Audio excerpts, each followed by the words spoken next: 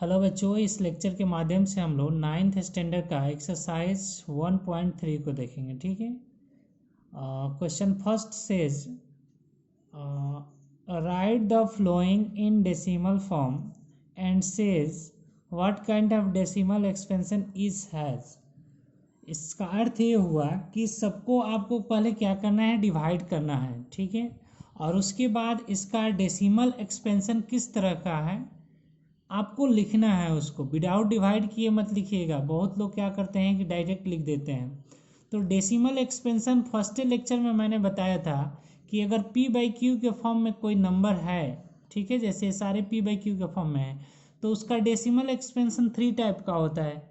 क्या तो टर्मिनेटिंग होता है, नहीं तो नॉन टर्मिनेटिंग रीअकरिंग होता है, या फिर रिपीटिंग भी बोलते हैं, और तीसरा नॉन टर्मिनेटिंग नॉन रिकरिंग होता है। ठीक है।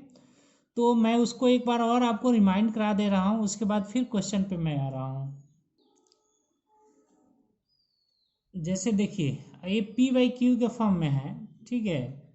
तो जब डिवाइड कीजिएगा, जैसे मैं एक नंबर लेकर ही बता दे रहा हूँ आपको, p बाई क्यू के फॉर्म में कोई नंबर है, तो जब डिवाइड कीजिएगा तो उसका डेसिमल एक्सपेंशन मैंने ऑलरेडी बताया हुआ है। बट देखिए, यही 3 में से कोई एक मिलता है। ठीक है। जैसे एक नंबर हम ले लेते हैं, मान लेते हैं कि 12 में हमें क्या है, 10 से डिवाइड करना है। ओके। तो आप भी जानते हैं कि 1 पॉइंट क्या आ जाएगा, 2 आ जाएगा। तो यहाँ पे जो है इसका ये टर्मिनेट हो गया। टर्मिनेट हो गया यानी इसको हम क्या बोलेंगे, टर्मिनेटिंग। टर्मिनेटिंग में रिमाइंडर क्या हो जाता है, 0 हो जाता है। और जिसका रिमाइंडर 0 हो जाता है, टर्मिनेटिंग होता है, वो कौन सा नंबर होता है, रैशनल नंबर कहलाता है। ठीक है। दूसरा होता है नॉन टर्मिनेटिंग रीअकरिंग। ठीक है।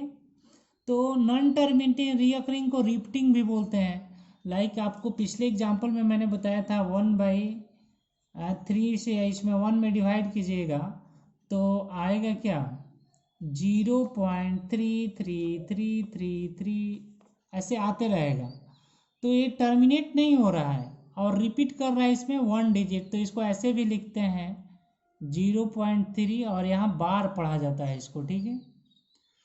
तो ये टर्मिनेटिंग। अब टर्मिनेट में सिर्फ यहाँ नंबर एक ही रिपीट हो रहा है, बट कभी कभी दो दो नंबर, दो दो डिजिट रिपीट करेगा, कभी कभी थ्री डिजिट रिपीट करेगा। जैसे यहाँ पे देखिएगा 14 में जब 11 से डिवाइड कीजिएगा ना, तो आएगा 1.2727, ऐसे ऐसे 27 आएगा। तो हम इसको 1.27 पे बार लिख देते हैं।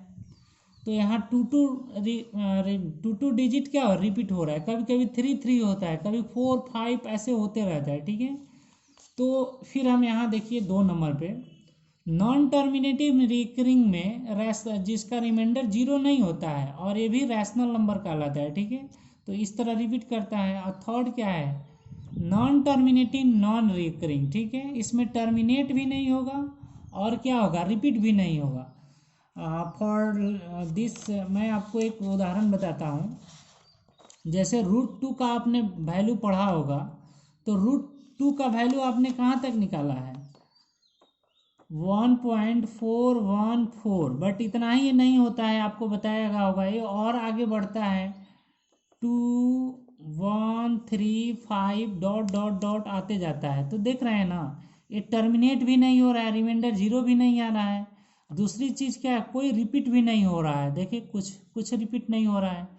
तो इस थर्ड में क्या बोलते हैं, इसी को बोलते हैं इरेशनल नंबर। ठीक है।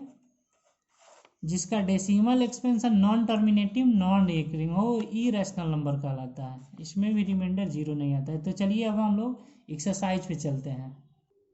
तो एक्सरसाइज जैसे आप जानते हैं कि क्या है, 36/100 है। ओके। तो 36 में आप लोग ओल्ड मेथड जो सीखे हैं, ऐसे 36 डिवाइड 100 ऐसे डिवाइड कीजिएगा। वैसे तो लग रहा है क्या, ये 0 पॉइंट क्या आ जाएगा, 36 इसका आंसर होगा। तो ये टर्मिनेट हो गया, तो टर्मिनेटिंग लिख देंगे।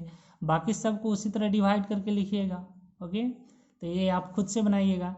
क्वेश्चन नंबर 2 कह रहा है 1/7 इक्वल टू, ये दिया गया है, कह रहा है कि अगर आप जानते हो कि 1/7 का वैल्यू इतना होता है, इसके बाद रिपीट करते रहता है। ठीक है।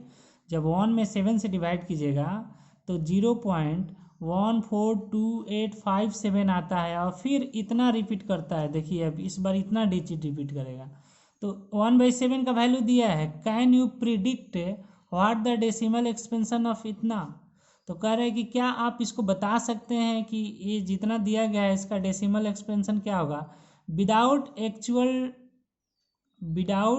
Actual doing the long division. Long division नहीं करना है, ये क्वेश्चन नंबर फर्स्ट में लॉन्ग डिवीजन करना है, बस सेकंड में नहीं करना है। तो देखिए ये इजली हो जाएगा, कैसे होगा मैं आपको बता दे रहा हूँ। जैसे देखिए आपका 1/7 का वैल्यू इतना दिया गया है, तो फर्स्ट में कह रहा है इतना निकालिए, और भी निकालना है तो आप निकाल लीजिएगा, बहुत ईजी है। देखिए 2/7 को निकालने को कह रहा है ना, तो 2/7 को क्या है 2 इंटू 1/7 लिख सकते हैं, फिर 1 से मल्टीप्लाई कीजिएगा तो 2/7 आ जाएगा। 2 को 2 रहने दीजिए, 1/7 का वैल्यू हमें मालूम है इतना, तो हम यहाँ रख देंगे। अब इसमें क्या कीजिए 2 से मल्टीप्लाई कर दीजिए, 7 2 जा 14, ऐसे जितना भी है उस पर बार लगा दीजिएगा, आपको आंसर आ जाएगा। तो सब ऐसा ही बन जाएगा, मैं आपको हिंट कर दिया, ये कोई डिफिकल्ट क्वेश्चन नहीं है। चलिए नेक्स्ट क्वेश्चन देखते हैं। क्वेश्चन नंबर थर्ड जो है, ध्यान से देखिए, करे express the following in the form of p by Q where p q are integers and q not equal to 0। पहले आपको जो दिया था रैशनल नंबर के रूप में दिया था p बाई क्यू के फॉर्म में, आपको डेसिमल पूछ रहा था, बट अब डेसिमल दे दिया है। जैसे देखिए कह रहा है कि p बाई क्यू के फॉर्म में कीजिए, तो बहुत इजी है, इसमें कुछ याद करने वाली भी चीज़ें होती है जो मैं आपको बता दे रहा हूँ, ठीक है। जैसे देखिए 3 नंबर में क्या है कि 0.6 को आपको रिप्रेजेंट करना है p बाई क्यू के फॉर्म में। तो सबसे पहले लेट कर लीजिएगा, let x equal to X Y Z कुछ भी लिख सकते हैं, और जिस पे बार लगा हुआ हो मतलब क्या वो नंबर रिपीट कर रहा है। अब ये नंबर सिंगल डिजिट भी हो सकता है, डबल ट्रिपल फोर्थ 5 टाइम्स कितना भी हो सकता है। तो x इक्वल टू जब बार हटाएंगे तो 666 इक्वेशन फर्स्ट मान लीजिएगा, 1 डिजिट रिपीट कर रहा है तो इसी को लिख दीजिए। अब देखिए यहाँ पे लिखा जाएगा मल्टीप्लाई बोथ साइड बाई 10, दोनों तरफ किससे मल्टीप्लाई करेंगे 10 से। यहाँ पे देखिएगा कभी 100 से भी मल्टीप्लाई करते हैं, कभी 1000 से भी। तो याद करने वाला यहीं पे चीज़ है, अगर 1 डिजिट रिपीट हो रहा हो तो 10 से, 2 डिजिट रिपीट हो तो 100 से, 3 डिजिट तो 1000 से, इसी तरह आगे बढ़ता है। 100 और मैक्सिमम 1000 तक मिलेगा आपको, उससे ज़्यादा नहीं मिलेगा। तो अभी यहाँ 1 डिजिट कर रहा है, ठीक है। याद रखिएगा कि आपको 10 से भी मल्टीप्लाई करना पड़ जाएगा, 100 से भी, 1000 से भी, ठीक है। तो याद रखिएगा 1 डिजिट हो तो 10, 2 डिजिट हो तो 100, 3 डिजिट हो 1000। 1000 में बहुत कम मिलता है, ठीक है, 100 तक खत्म हो जाता है। तो जब 10 से मल्टीप्लाई कीजिएगा तो ये 10x हो जाएगा। और इसमें ध्यान से देखिएगा, जब इसमें 10 से मल्टीप्लाई कीजिएगा तो एक डेसिमल यहाँ चला जाएगा, तो 6.66 हो जाएगा, ओके। तो 10x इक्वल टू, इसको हम दूसरे फॉर्म में ऐसे लिख सकते हैं 6 प्लस 0.666। इससे हमें क्या फ़ायदा होगा कि इक्वेशन फर्स्ट जो देखिएगा x का वैल्यू कितना है, इतना है ना।